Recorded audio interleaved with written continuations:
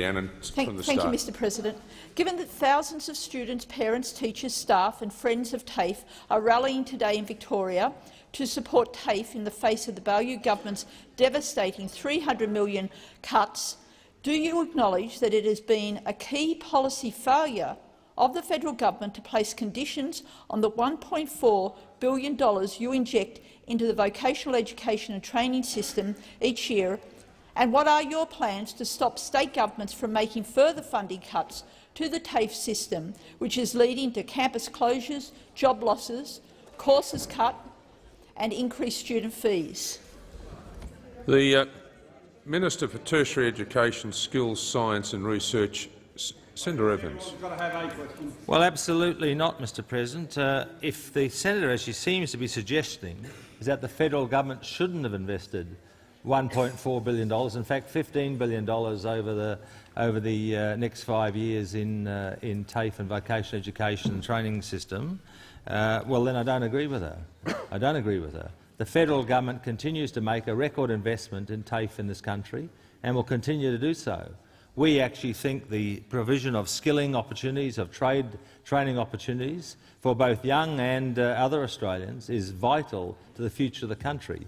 We need a more highly skilled workforce. We need to provide more training opportunities and quality training opportunities. And, Mr President, that's what we're about. That's what we're about. And investing in the states who run the TAFE systems is a key component of making sure we have those opportunities for young people, but also that we have skilled workers to support industry. Now, Mr President, the federal government remains committed to that.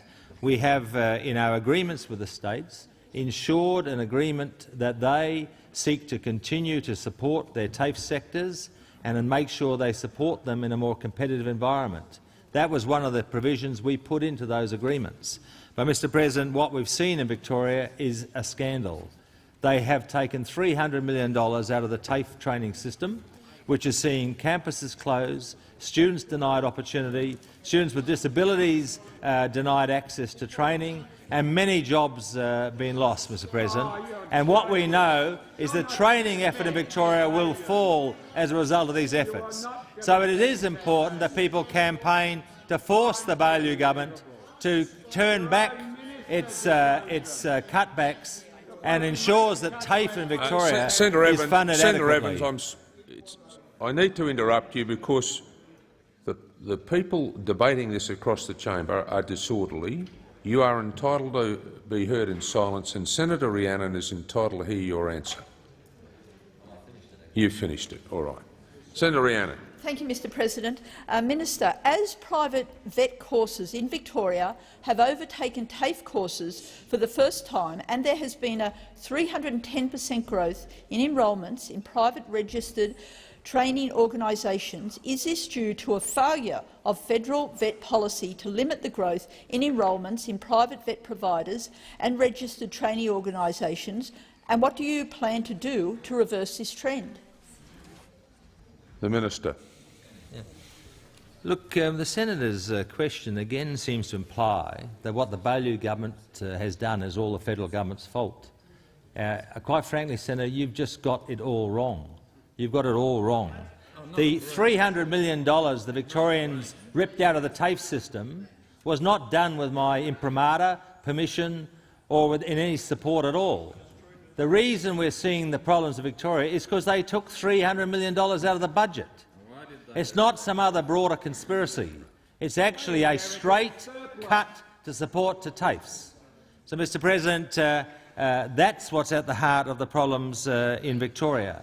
Now, there is growth in the private sector, and perhaps unlike you, I don't actually oppose some competition in vocational education and training in Victoria. And I don't expect the TAFEs to be totally protected from that competition. But they are at the heart of training in Victoria. They need to grow, they need to be supported, and under the Baillieu government they're not being. Senator Rhiannon. Mr President, Minister, while you did not, as you've said, have your hand on the knife that's forced these cuts, hasn't the policy at a federal level opened up the possibility for the Baillieu government to rip this money out of the heart of TAFE? The Minister. Well, the answer is still no, Senator. Think about it. Think about it. The budget of the Victorian government is determined by the Cabinet of the Victorian government. They can choose to fund TAFE at whatever level they like. That's not something I can influence. It's not something I can determine for them. Their Cabinet met, and in a budget where they had to find savings, they deliberately targeted TAFE. They thought it was politically more opportune to take $300 million out of their TAFE, a massive slice, than to target other areas. I think they are learning that that wasn't so smart, that people value TAFE, they value vocational education opportunities, they've seen the terrible damage it's doing in rural and regional Victoria. They know that the Nationals have been silent on this matter. We hear nothing about them. They bang on all the time about more support for rural and regional Australia. Well, where are they while the TAFEs in that state have been absolutely sold off and destroyed? So, Mr President, the Baillieu government has to answer for this. Time's expired.